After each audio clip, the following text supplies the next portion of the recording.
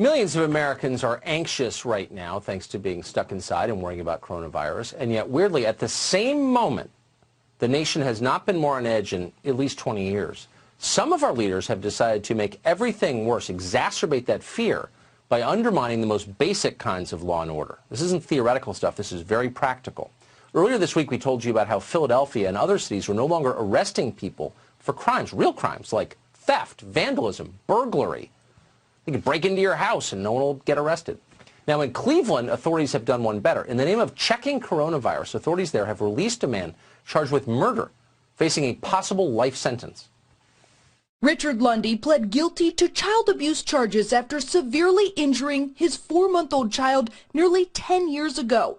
Right before Lundy was released on probation last year, prosecutors say his son died because of the injuries Lundy inflicted in 2010. According to court documents, the 41-year-old was allowed to post a $5,000 bond because of concerns over the coronavirus spreading to prisoners. Though Lundy is charged with a violent crime, they don't believe that he's a risk to the community. Lundy is on an ankle monitor and living in a halfway house. He turned himself in December, so officials don't see him as a flight risk. Lundy's trial is scheduled for July. If convicted, he could face a life sentence.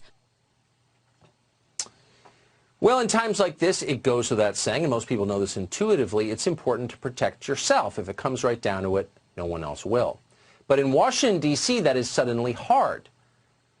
In order to make buying a gun difficult, residents there can only get handguns by having them shipped to a lone gun dealer right outside the city. And right now, that dealer has stopped accepting handgun transfers. He says his transfer backlog has grown too long. So if you need a handgun right now before things get worse, too bad for you. Jason Rantz is a radio host in Seattle, a city where law and order was declining even before the coronavirus hit. He joins us tonight. Jason, thanks so much for coming on. I'm transfixed by this syndrome I'm watching unfold where certain leaders are simultaneously making our communities more dangerous and clamping down on our ability to protect ourselves. What does that tell you? It tells you that they don't have their priorities in order at all.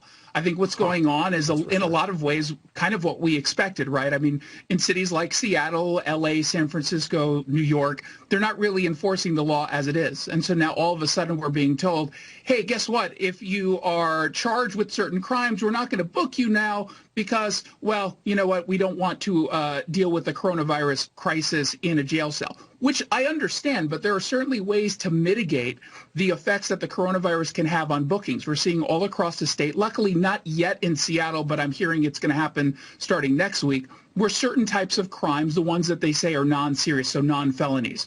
But I'm sorry, we've got a prolific offender problem all across the country, and these are people who are again and again and again committing crimes, and now all of a sudden we're not going to throw them in jail? How about we mitigate the problems at the front end of it? Well, it's just, it seems, look, I'm sure that there are people in jail, the elderly, who, you know, should get out. I mean, I'm not that draconian about this stuff, but it's just a matter of focus. It seems like all the attention is on the people who've broken the law, hurt other people, or a threat to society. All the concern is for them. What about everybody else? People huddling in their apartments, their homes with their kids. They don't know what's, I mean, like, why would you make life worse for normal people? Seriously. Yeah, and it's not even worse just for the people who are those of us who choose not to break the law. It's also the cops, because we're telling cops, hey, we care deeply about you. We don't want to expose you to the coronavirus. And yet at the same time, we're telling the entire world, hey, we're not going to book you for certain crimes. It seems like that's just a bad PR move. Yeah, well, they don't care about cops whatsoever. I mean, they all endorsed an activist group that chanted about how they were going to kill cops. Black Lives Matter. So, like, you know, spare me. They don't care about cops, that's for sure. Jason Rantz, great to see you. Thank you. Thank you.